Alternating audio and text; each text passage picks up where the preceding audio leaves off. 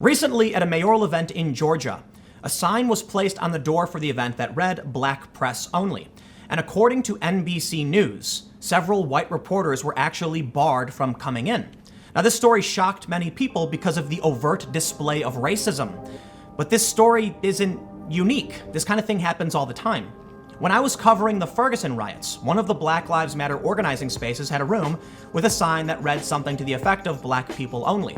We've seen Black-only graduation ceremonies, Black-only festivals, and we saw what happened at Evergreen State with Bret Weinstein when a letter was sent out saying white people should leave. Now, when it comes to white separation, white segregation, or the alt-right, people often call them out and enforce policies against them, and rightly so. But when it comes to the issues of left-wing identitarianism, it's supported for the most part. In fact, The Guardian once wrote an article defending segregation. I have to wonder why that is. Today, let's take a look at the latest news from this event in Georgia and several other examples of segregation being implemented by woke leftists. But before we get started, make sure you subscribe to our new YouTube channel, youtube.com/subversevideos. The goal of this channel is to produce straightforward news, on-the-ground reporting, and expert interviews to cut through the spin and the bias to the best of our abilities. If you like this video, just share it on social media to help spread the news. The story that caused all of the outrage: only Black reporters allowed in Georgia mayoral race event.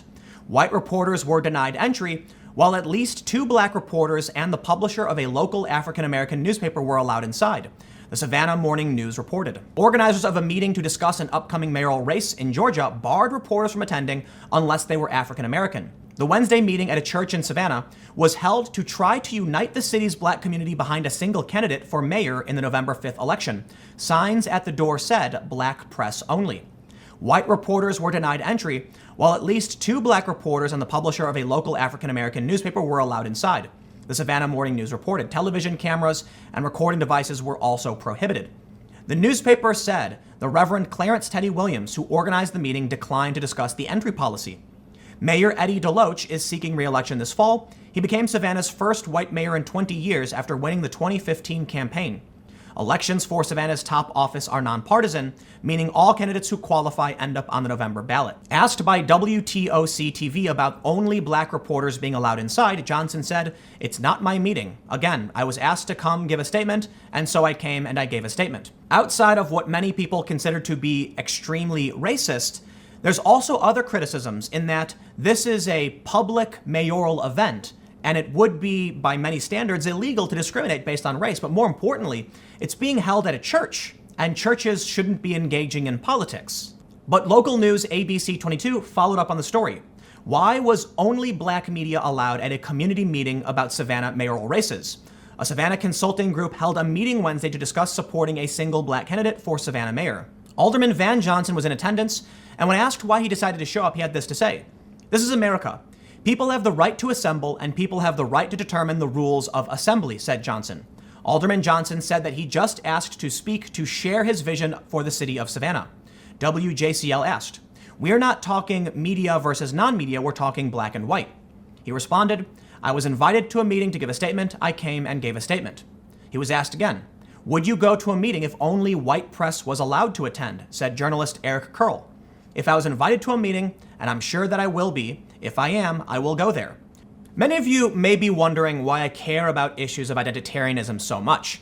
And many of you who watch most of my videos know that I often beat the dead horse over and over again that I'm mixed race. My maternal line is part Korean.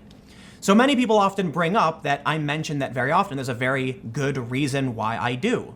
Because regardless of the identitarianism, it screws over people like me. And I learned this lesson during Occupy Wall Street, when they formed what's called caucuses, groups that could vote on how they spent their money based on race. And though I tried to remain mostly outside of any activism, I asked, where would someone like me go, someone of mixed heritage? And I was basically told, I'm not allowed to go anywhere, because I'm too white and also not white enough. Now, during Occupy Wall Street, they didn't have any white-only spaces. But I can assure you, the white identitarians have said very disparaging things to me over time, and I've been told in no uncertain terms that I should not exist. So naturally, when I see these things playing out in public, I get rather alarmed. Unfortunately, the left tends to ignore this. Though we are seeing some mainstream reporting and NBC News carrying the story, for the most part, It's defended by the media. In fact, The Guardian actually calls this not racist, with a story from 2017, why there's nothing racist about black-only spaces. The controversy around a black feminist festival in Paris fails to acknowledge the differences between segregationist white spaces and subversive black spaces.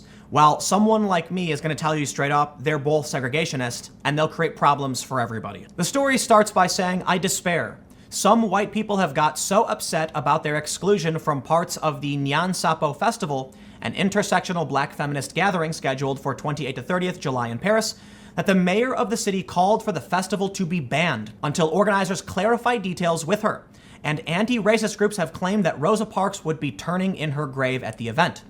In the same week that some men have kicked up a fuss over not being allowed to attend women-only film screenings of Wonder Woman, it seems a discussion is needed as to why spaces that are centered around marginalized groups, whether they be women or people of color, are not racist or sexist. Statements like that are hard for me to truly understand. No, I get what they're trying to claim, but from where I come from, it's just racism.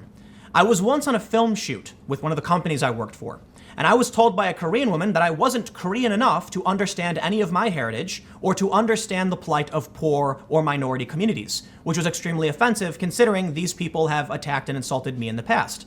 And that's the inherent problem with people who believe they are justified in racial segregation and identitarianism. Unfortunately, we have people entering Congress who put forth bills like the Green New Deal, the second page of which is mostly identitarian policy. And they're often defended in the media, and they even go after mainstream popular politicians. We're now seeing Bernie Sanders, Joe Biden, and even Pete Buttigieg, who is a gay man being attacked for just being white men. This story from Slate was panned very heavily. Is Pete Buttigieg just another white male candidate, or does his gayness count as diversity? This story the other day from NPR, no longer the default. Male candidates grapple with identity too. The story does bring up how Robert O'Rourke, a fourth-generation Irish American, calls himself Beto. And then we have this story from the San Francisco Chronicle, Bernie Sanders, once viewed as a radical, now just another old white guy. These things have been happening over and over again, and for some reason, it is rarely called out by progressives or by Democrats. The Washington Post ran this story in 2017. Professor fired after defending blacks-only event to Fox News. I was publicly lynched, she says. While we do see some ramifications for certain behaviors, the reason this woman was fired was more over her divisive and insulting language, where she said, boo-hoo-hoo, you white people are angry because you couldn't use your white privilege card to get invited to the Black Lives Matter All-Black Memorial Day celebration. In 2016, Moraine Valley Community College, just south of Chicago, introduced black-only course offerings. May of 2017, Harvard University will hold first ever black-only graduation ceremony. And then possibly one of the most notorious instances was the Evergreen State fiasco, which resulted in the ousting of Brett Weinstein and his wife, Heather Heying. This story from the Washington Examiner just last year, Evergreen State College, students host no whites allowed event for a second year in a row, but at what cost? There were leaked chat messages pertaining to Charlottesville, where the alt-right was trying to figure out who would be a good journalist to watch when it comes to on-the-ground events. And someone mentioned my name. And someone quickly responded that I was mixed race, to which they removed my name from the list because of my maternal lineage, I must not be a good journalist. It's particularly offensive then when we see the story yesterday when Ben Shapiro, an Orthodox Jew, is smeared as alt-right, and many people on the far left try to do the same to me, because these people certainly have no sympathy for someone like me either. But that doesn't mean I'm not going to be a journalist and not do my job. But there's a big problem we're facing in this country, and that segregation is actually getting worse by several metrics, and it's never been fully dealt with. We have to struggle and fight to try and oppose racism and the internal behaviors we have. Unfortunately for us, the identitarian left is seen as anti-racist even when they're overtly racist, and they just keep doing things like this. It's too bad there aren't more outspoken people on the left who are willing to call out the segregation and the racial politics, identity politics, or otherwise. I think for the most part, people are scared. They're scared of the mob and they're scared of losing their jobs. They're scared of being branded as alt-right or white nationalists. They're scared of having their accounts banned because the left is doing this unchecked, unimpeded for the most part. There are people online who have been banned for the crude things they've said to the alt-right, like Sargon of Akkad. Yet they will call him in the press alt-right. There's someone like Ben Shapiro, who criticizes intersectional feminism and the alt-right and was just recently called alt-right. So I think for the most part, the left-wing identitarians have a tremendous amount of power, and they're gaining power. And it's going to get bad for everybody, and it's going to increase the amount of racism, whether you want to acknowledge it or not. I don't know what the solution is, but I'm certainly opposed to it. This video was very, very opinionated because you can tell I'm particularly offended and threatened by what these people on the left are doing. I get it. The white supremacists and the white nationalists are terrible people, and they're doing awful things too, but look, Facebook took action against them. Some of these people are being banned from coming to the US. Action is taken against them. Whether you agree with it or not is not the point. Whether it was right or wrong is not the point. The point is, there's one side in this debate, and it's the left gaining power and expanding their racist policies, and it results in segregation, which is not a good thing. At least I don't think so. Well, let me know what you think in the comments below. We'll keep the conversation going. You can follow me on Minds at Timcast. Stay tuned. New videos every day at 4 p.m. Eastern on this channel.